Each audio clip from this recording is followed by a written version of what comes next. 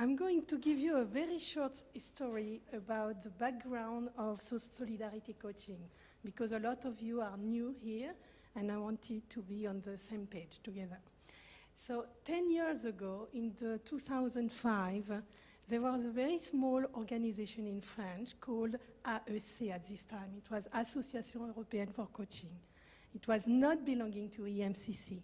And at that time, they wanted to develop pro bono coaching for two reasons. First of all, to allow people who were unemployed to find a job quickly, and also to allow junior coach to experiment, to practice. So it was the only reason why they developed this pro bono coaching. Then later on, by the time we were becoming EMCC, it was in 2008, I suppose. In 2010, there was somebody that you heard about, was Monica Verholz, if you remember. She had this vision, which was to develop solidarity coaching in Europe. So we started to work on that. But nobody was really interested by this project. We tried to make presentation to presidents, but you know, they were not at all on this page. And then in 2011, we had a new president, Liz Levis. And Liz made a declaration, and she said, I want EMCC to acknowledge for its contribution to social responsibility and reflect our organizational values. This is an opportunity for coaches and mentors to maintain and develop their skills when paid work may not be available through financial constraints within the economy, and to also help develop local communities. Then we were on the same page. It was like synchronicity all of a sudden. You know, we had this vision, Liz arrived with her vision, so we were together. So at that time, solidarity coaching really developed and was really launched. We had this award for social responsibility in Bilbao for the first time in 2012, and then it was officially launched in Assen in 2013. And then a core group of 5 or 6 people started to work together. So there is Rita, Rita Knott from Luxembourg. Liz is part of it, Evelyn Forlot, and Marie Lindvall Wahlberg from Sweden. She's not here today. So we started to work together. Every 2 or 3 months we had a teleconference, and we met time to time. And then we had an objective, a very challenging objective, saying that 11 countries has to be involved by the end of 2016. And we were really observed, I mean, really sure that we will reach this goal. And yes, we made it, because what happened? In the meantime, a lot of people tried to develop pilot of solidarity coaching in different countries, and then some of them developed other things like mentoring, because all the way along, we discovered that there were many other activities going on in different countries, which were not necessarily solidarity coaching activities. So by the end of 2016, we have 9 countries involved into solidarity coaching and 2 countries involved in mentoring, pro bono mentoring. Turkey and another country. So yes, we made it. So we had, right now, we are in the middle of a transition period. We realized at the end of December, at the end of the last year, that we made everything possible to develop solidarity coaching in countries. We tried to promote, we wrote articles, we talked to key actors in different countries, and things were not going the way we thought it will go. So, like in coaching, you know, we decided to let it go. And then things happened.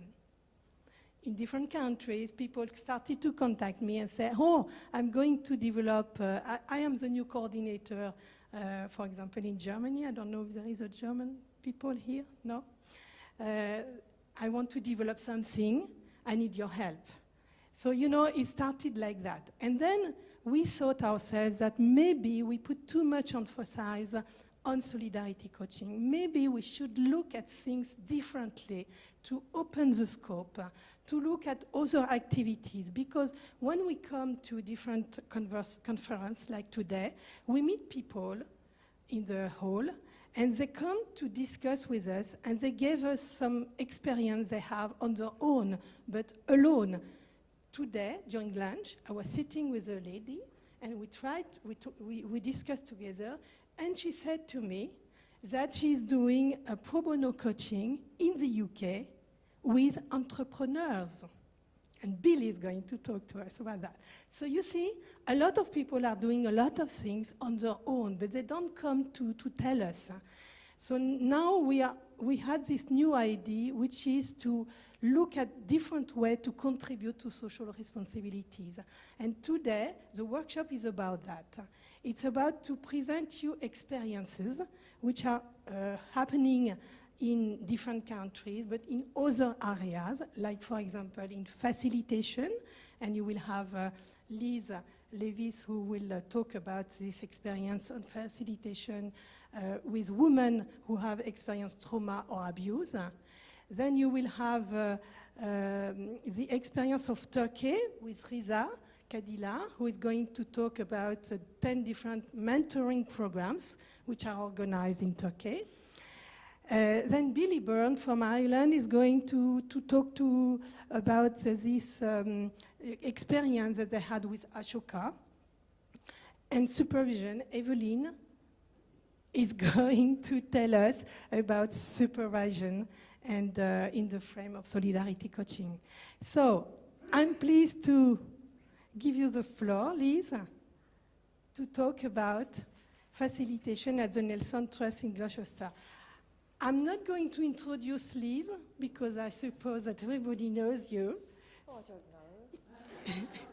I don't think so. But if you want, I can, because I have everything.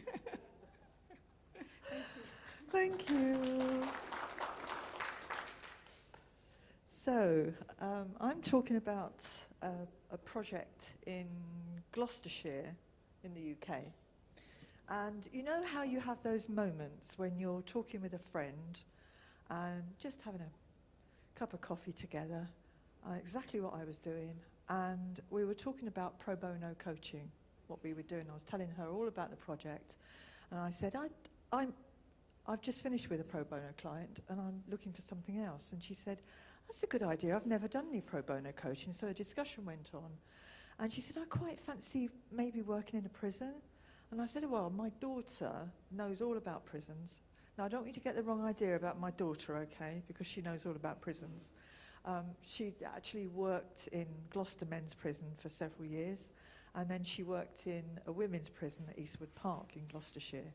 I don't want you to think as well that Gloucestershire is full of people that go out and end up in prison for whatever they're doing, but we do seem to have a proliferation of them around.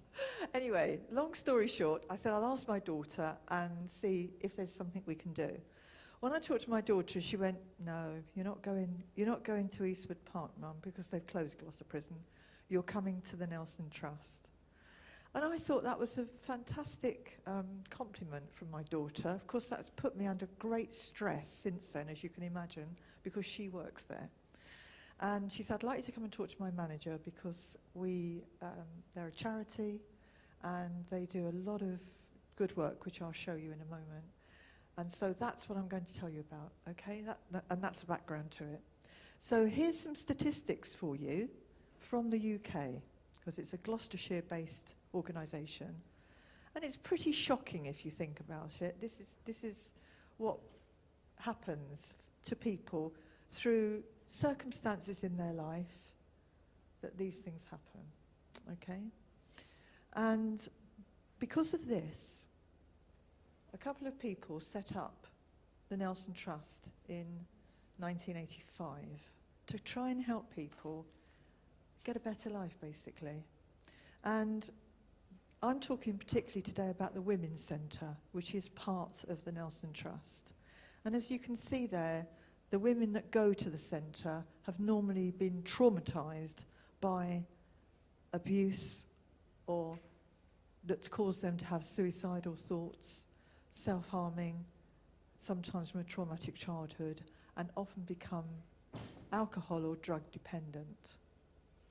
So this Women's Centre, this is a success that they've had. They opened up a centre in 2010. So that it's not a very old, in terms of years, centre, but they're already seeing 500 women a year. And think about this, it's just in one county.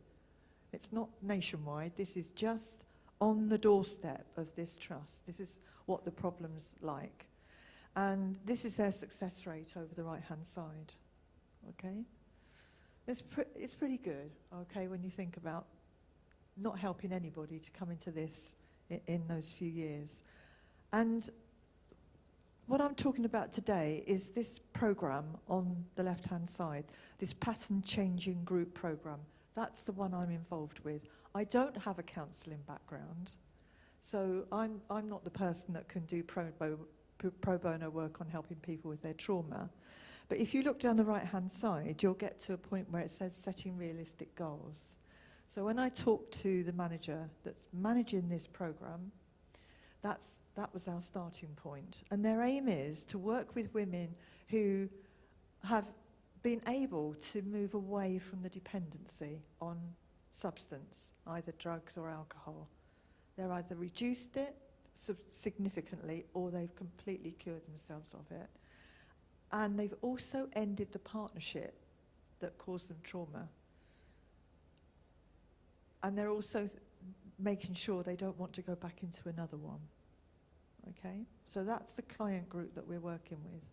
So this program, which is about 15 to 20 weeks, depending on what the issues are for the women in there and whether children are involved, helps them to understand why they're in the situation they're in.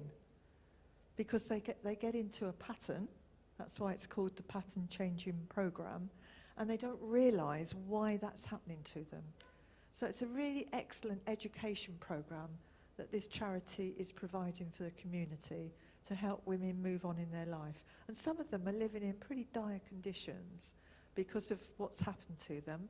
You know, they can't sometimes leave a relationship because they've got nowhere to go, or because they're drug dependent or alcohol dependent, they're wrapped up in that cycle. So, you know, life isn't easy for them. So that's what this program sets out to help. And it's all about focusing on a brighter future for them. It's not being judgmental about anything that they're doing, why they got to where they are at this stage in their lives. It's about helping them move on to a better future. And where I've come in on this, on setting realistic goals, is that I come in at that point. The women complete the program, and then if they wish, which it's great, I've got the whole group, and I was really pleased about that because they've bonded and they're very supportive of each other and understanding about the situations in their life that they have to contend with. So I'm really delighted that I have the whole group to work with. It's a real challenge for me, I have to be honest. I've got a new supervisor to support me with it because it's a completely different working environment, different group of clients. They're in a group, so it's not like a team coaching, which, you know, I'm used to doing. This is working with a group and working with the individuals in that group. So the aim is they set goals at the end of the program, but where I step in, as we all know, as coaches, those of us that are coaches, it's about what happens after that. It's okay setting goals. And I realised very quickly that the women were in that mode where, yeah, that's what I want to do. And then when you start to talk about how it's actually going to happen, you know, all the stuff that we all know, that they haven't got that far. They've got as far as the goal, but they've not seen through the goal. So it's a new project. I've only just started working on it, but already I'm feeling very encouraged that they are serious about wanting to move on. They really want to learn that the Nelson Trust is interested in them. The Women's Centre's interested in them. For some of them, it's the first time anyone's been interested in them. Anyone's wanted to know what they want out of life and how they can achieve it. And you can hear some of the things, you know, some of the women say, oh, I went to the bank and there's no money there. Well, you know, in our lives, we would know that, I'm assuming, and I don't think that's wrong of me to make that kind of assumption. We would probably know whether we got money in or not. But the type of lives they're living and what they're contending with, it's understandable that they haven't got everything together in their life, and even something like that they need help with to do it. So that's just a brief intro, because we've got 3 other speakers to go through with their projects. Just to let you know, that is one type of work that we hope other members of EMCC would like to get engaged with, not necessarily this trust, but something similar in terms of, yes, I am coaching, but I'm facilitating that group at the same time, okay? And we've gone beyond the solidarity coaching in our project. Okay, so I'm going to hand over to Reza now, I think, who's going to talk about mentoring. Thank you. No, I'm not.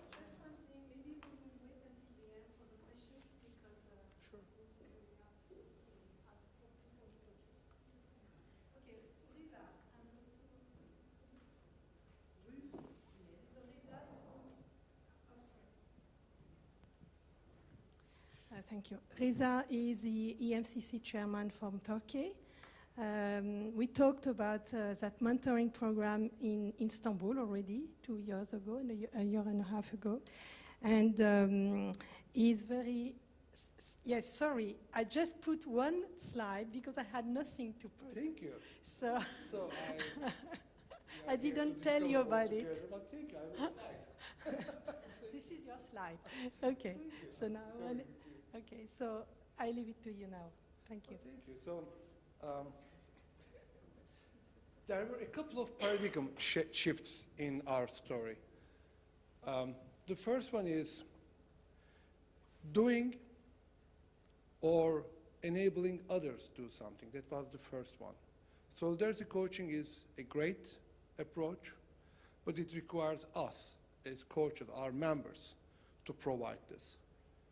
Whereas in the approach I'm going to explain to you, we discovered that there are other people with lots of other resources to provide the same, but they lack some techniques or methods or know-how. That was the first paradigm shift. And the second paradigm shift, it was a nice midsummer day in Paris in 2013. In a council meeting, Liz said, we are here to bring M back. The M in EMCC was somehow forgotten. So, you know, mentoring, we always use the word, what it is really about that. So I'm really thankful to Liz for this, and also to David Clutterback, because the first thing I did, I took the taxi to the airport next morning with David, try to understand more about mentoring. So what do we mean? So he came to Turkey in September 2013, and we started working with him on the methodology, the SMPE programs, how to enable program managers to run better mentoring programs and everything. And then the third one is partnerships. We tend to believe that partnerships are created by partners. But in reality, partnerships are created by common goals. You aspire for a common goal, and then you create the whatever partnership you create. So put those three together, we came up, you know, we worked on mentoring, we published a book on, like, you know, whatever we could find. We came up with a ISMP-based roadmap for mentoring program managers, how to run their programs, you know, what will be the key questions they should answer and everything. And then we looked into the country, and we wanted to see what's missing, what's really needed. And we realized that dialogue is something many other organizations are willing to empower for two reasons. Because dialogue structured dialogue helps common culture, common goals, reaching whatever they want to reach. But this kind of dialogue also helps like a social equalizer.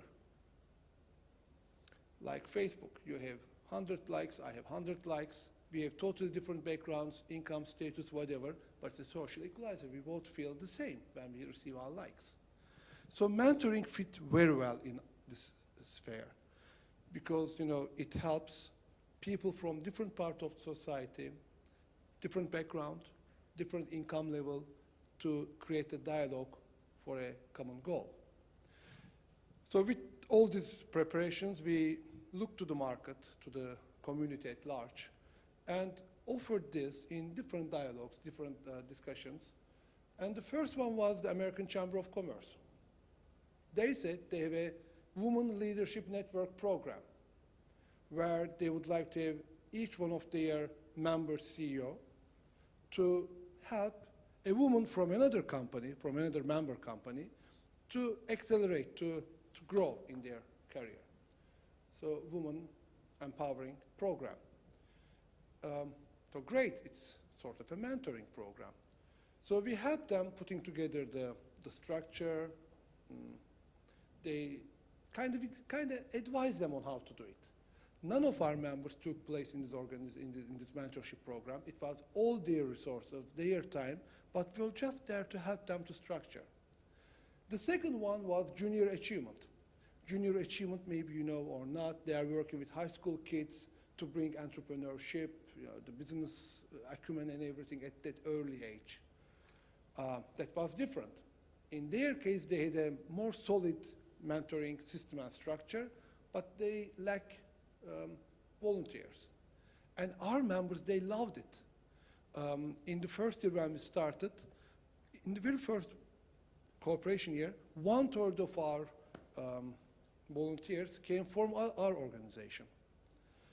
Then the third and the fourth were women-related again, Turkish Women International Network, and then there's another local one for women who left the workplace because they had a child and they want to come back a few years later. There's an organization helping them out. Again, our members loved it and they were voluntarily serving.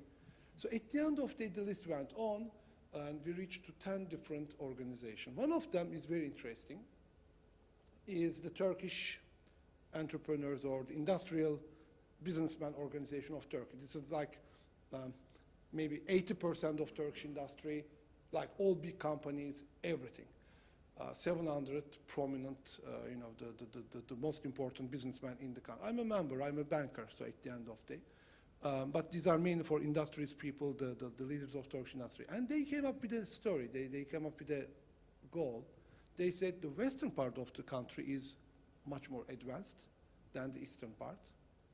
And they said, can we have some volunteer businessmen from the west mentoring the businessmen from the east? So as EMCC Turkey, we provided all the technicalities, all the documentation, everything, including the legal work for this program, and it's running still. And many more, and there's another one. So at the end of the day, what we have discovered in this experience, we have some sort of a know-how, which is working well. And it doesn't require very advanced skill level to let a well-empowered woman to reach out to a younger woman, or a well-structured or successful businessman to reach out to a newcomer or living in another part of the country. It's a kind of small mind shift, but of course it requires a little bit more technical know-how as well. So together with EGESIS, a partner organization here, we also created some video training programs to reach a larger number of mentors in the country, working with SMEs in different parts. So it's an ongoing thing. And now we have all the resources, and our members got motivated. So our membership also grow thanks to this. Because one of the things missing in the coaching world in Turkey is much more inclined to big organization and the professionals. Whereas Turkish industry is a transformation industry. It's basically blue collar, low skill, turnaround, like SME type of a structure. And coaching is not necessarily helping them out in their daily life because maybe their concerns are a bit different. But mentoring worked very well because what's the difference, you would ask? In their mind, there's a big difference because they are more focused on talking about their similar problems rather than reaching out internal.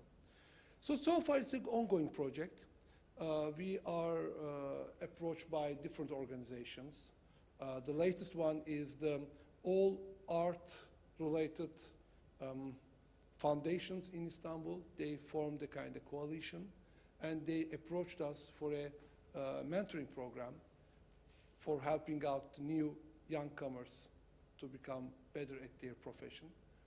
So, we are also approached by the legal profession, Lawyers Association. So, we are offering this partnership, and I like this very starting where we start for a better something, better word for some people, better, whatever the better in the way they define, we are there to help them. And so far, so good. And thank you for this opportunity sharing this with you.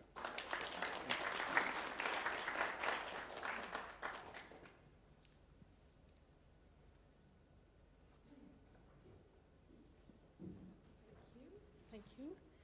So now Billy. So Billy called me a year ago, and he said to me, well, I'm doing some kind of pro bono coaching, but I'm not sure that we can call it solidarity coaching. So here we are, solidarity coaching in Ireland. Thank you. So firstly, quick quiz. Do any of you know any of these nice tourist destinations in Ireland? Okay. I was going to give a prize if you could name any of them. The Skellig Rocks. Yes, Star Wars fan. Number of others. The Rock of Cashel. Beautiful spot. Anyway, that's not what I want to talk to you about. I want to talk to you about our approach to solidarity coaching and give you a bit of background. This is where we were in 2015. These are the challenges that we had. Lots of people doing solidarity or doing some kind of pro bono coaching. But they were doing it in a very uncoordinated way, and we were not directly involved as EMCC. So the more that I was doing this myself, someone would say, could you help us to do some pro bono coaching? Yes, of course I can. Not coordinated or supported. We also felt that there was quite a mismatch between what the coaches were offering and what was actually needed. A lot of our coaches are, they tend to work with executives, a lot of executive coaching, and yet the coaching and the pro bono that they were delivering were, with job seekers and unemployed, interview skills, things like this. So there was a bit of a mismatch. The other thing is, there was a sense that we were just impacting a small number of individuals. How could we actually leverage that? So that was back in 2015. So we decided we looked at this and said, could we maximize what we're doing? EMCC Ireland is quite small. We've less than 100 members. Ireland is a small country as well. So to try and leverage what you've got is really important to us. So we wanted to see if we could move from helping others to helping those who help others, a bit like the previous presentation. That was our focus. Not just to help directly, but to try and help the people who are actually out there helping other people. So the solution was to partner with an organization called Ashoka. Now, Ashoka is it's the largest global network of social entrepreneurs. So social entrepreneurs, people who want to make a positive social difference. And they do this, these social entrepreneurs use this not through a direct funding model. They try to generate change, social change, through a self-sustaining, not directly your standard charitable function, but a self-sustaining model. And I'll explain a little bit about that in an example later. They were founded in 1981. They have over 300 fellows, use a fellow arrangement. And what they actually do is provide support. So that's what Ashoka do. They identify people who are going to make social change, social entrepreneurs, and support them. Now, one thing they didn't have was any coaching or mentoring support. That's where we come in. So this is what Ashoka Ireland, this is what's on their website, directly taken. This is what they say they do. They select the very best social entrepreneurs. They support them with, as you can see, things like finance, professional services, entrepreneurs and partners who are committed to supporting them in building a sustainable and impactful organization. And then scaling the model. This is the thing they look for as well. Can we actually scale what we're doing so it's applicable in other parts of the world? So why did we choose them? Okay, the quick story. Why did we choose Ashoka? The saying, give a man a fish, feed him for a day. Teach a man to fish, feed him for a lifetime. We want to move to step 3, coach a man who teaches men to fish and feed lots of people for a lifetime. So this is our opportunity. So this is some of the reasons that we chose them. Firstly, we've got a lot of social challenges. We've been through the recession, we've been through austerity, we've had a lot of really, really tough times in the country. Maybe we're going to head into more, but at the moment we've got lots to deal with. Our coaches really want to make a difference. Like, it's the one message we get when we put our coaches into a room and talk to them and say, we want to make a difference. Ashoka has a number of different approaches. So it isn't just one social challenge. They're dealing with many, many different types of social change. So here we have almost a one-stop shop which connects us into positive social change in different arenas. The other thing is many of our coaches actually have a really, really strong business coaching skills. They really have. I mean, a lot of them become ex-business people, have moved into coaching, and bring a lot of that knowledge with them. The partnering model gives us a single point of contact. So we actually have a single point. It's us, EMCC with Ashoka, one point of contact for matching and coordination, so we can actually provide that support. And also, we're part of a very large other support network, not just coaching, but like we say, things like financial. And also there's a very strong governance structure in place. We don't have to worry about governance from the point of view of these organizations. Ashoka are looking after the governance there. So this is where we fit in, just to see we're in really good company. So EMCC is up with Deloitte, Google, LinkedIn, Forbes, Stanford University, Thomson Reuters. These are the people who are partnering with Ashoka. EMCC Ireland is now one of these organizations. We are just as much a part as any of the others. So just some of the organizations that we're currently working with. Irish Community Rapid Response. Even though Ireland is a very small country, there are some very outlying areas where it's very difficult to get, we say, a doctor to a patient in an emergency. What this does is that it actually gets volunteer doctors in a particular area to pool their resources to make rapid response. My Mind is providing affordable mental health. So for every 2 or 3 full-paying customers or clients, you can actually offer a very low-cost, affordable mental health provision to someone else. So that's a self-funding model. DIY, grow it yourself, helping people to grow their own food. And then third age. We have an aging population. People are coming to a point in their life cycle where they really want to keep contributing. But how can it be supported? What opportunities can be provided? So we're actually working, some of our EMCC coaches are actually working with those organizations to make them more effective. That's what we're trying to do. So the process, it's a really simple one, just 3 steps. First thing, Ashoka identify a client that has a need, discusses it with the client. I'm actually the coordinator, so between myself and the Ashoka coordinator, we review the client profile and the coach profiles we've got. We then propose a match and just see, will this work? We come up with the best match we've got. Typical, there's a chemistry meeting, followed by coaching sessions, and then a review. Very, very straightforward process. So what we provide, what are we actually doing? We provide 4 things. Firstly, short-term coaching. We provide executive coaching, longer-term support, and supervision. Just to tell you what those are. The short-term is someone who just needs 1 or 2 sessions. They just need someone to bounce ideas off and just help them with their thinking. Executive coaching, your standard 6 sessions over a period of time.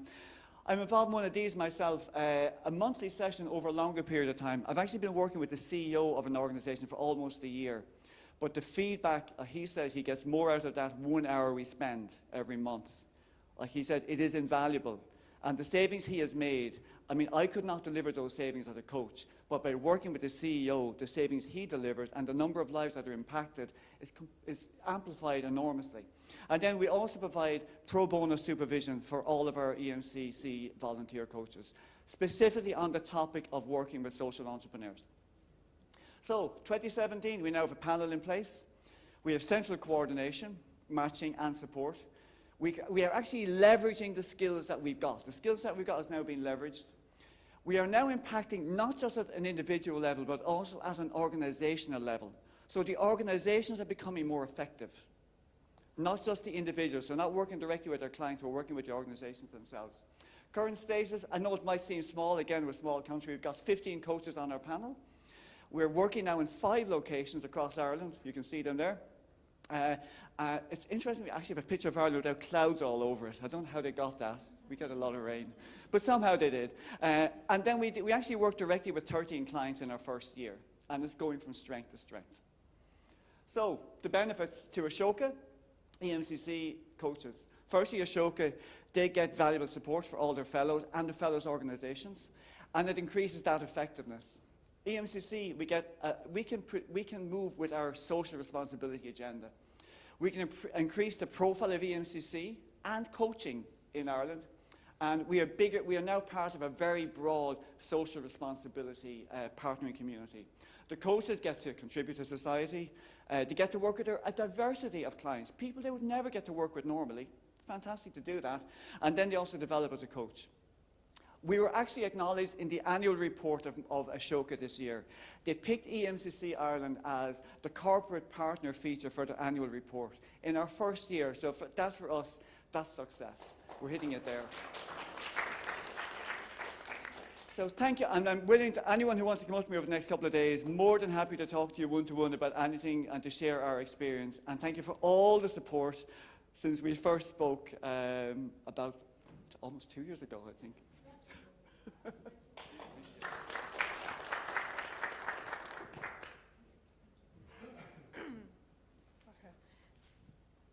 Okay, so we're going to talk about solidarity supervision, because it was interesting to see that we never show the other angle of the solidarity coaching. So here we are today. You have to take this. Boss? Hi. I'm very proud to share with you my experience, and after all this brilliant, interesting presentation, to present my experience as a supervisor, a pro bono supervisor in the Solidarity Coaching Program. So just have a look. This is not a good one. Yeah, just have a look on very briefly on the context of a Solidarity Coaching Program, just to allow you to understand how supervision is in. So we have first the purpose. Solidarity Coaching Program is a societal activity aiming at offering coaching to everyone with very low revenues and involving volunteers in solidarity through active participation. And what I've not written, but it's true, it's a good way to promote our professions as well as coaching than as supervision now, professional supervision now. So we have on the top a committee which is responsible for the coordination of the program. We have trained coach with a minimum of professional experience in coaching. We have NGOs, other organizations with formal or informal partnership. And we have coachee, generally unemployed people, students, or, for example, mid-time jobs, but more unstable job. And we have supervisor. What's important to say that from 2012, supervision is mandatory for all supervision, solidarity coaches. So, how pro bono supervision EMCC France is organized? In fact, is part of the program since 2005, since the very beginning of the association. We are now a supervisor, and we conduct individual or collective sessions with little groups. And this is mandatory for all the coaches with internal rules. For example, as an example, in Paris, I conduct one session pro bono supervision per month with groups around from 5 to 7 people, coaches, and they are exclusively dedicated to solidarity coaching issues coming from solidarity coaching program, not other NGOs, not other NGOs. Okay, and who are we? Who am I? We are trained, I can speak for my colleague too. We are trained supervisor. What we have to remember that in 2005, there was no school of supervision, and most of them were senior coaches. And now supervision is perceived as a real profession. And we stick the evolution, and we are all trained now. And I think that some of them are in the accreditation process via EMCC. Most of them too have a good experience of pro bono solidarity coaching. For example, my first experience in solidarity coaching program was as a coach, solidarity coach, or a very good knowledge of the situation you can find in the solidarity coaching program. All members of EMCC France, and we share strong solidarity values.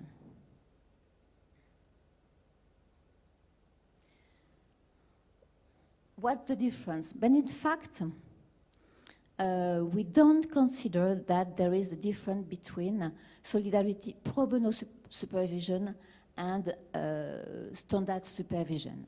This is a place when you can find and have solutions and solve problems, when you can give support to coaches, and when we and for personal development too.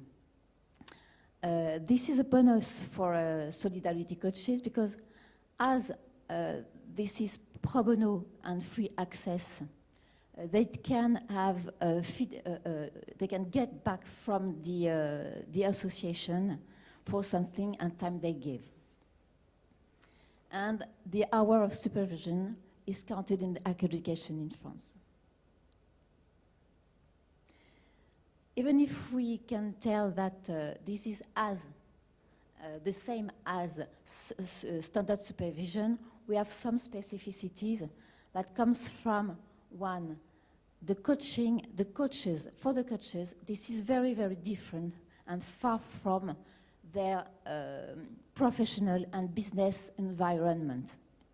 Second, as I told you on the first slide, you have to imagine that 80% of the coaches are unemployed or in rehabilitation. They have problems with their firm, with their family, in rupture with their family, with the firm. Some have some in burnout or having being bullied by the firm. And this draw a very thin line between coaching and therapy. And this is sometimes very sharp for junior coaches to go through the coaching and stand aligned. And this is free access for coaching and supervision, and sometimes it leads to a fluctuant involvement in the coaching for the coach, and sometimes in supervision for the coach too. So, and we are very aware of the how to match, how to match the pair, coach and coachee, to give the maximum chance to succeed in the coaching. And just to conclude, for me, supervision is one of great part of the success of Solidarity Coaching Program. We go through this experience from 10 years, and in 10 years with such a fragile and vulnerable coaches, we have never had a problem. And second, this experience is spreading. I've just conducted my first pro bono supervision with one of our partners, Force Femmes, and one of my colleagues in Bordeaux, in the southwest of France, which has a informal partnership with an association called Entraide Entrepreneur. Entraide Entrepreneur called her to first add advice to hire coaches. Second, make mandatory supervision for all their coaches. And third, ask her to welcome all the coaches in their supervision in EMCC France. Thank you.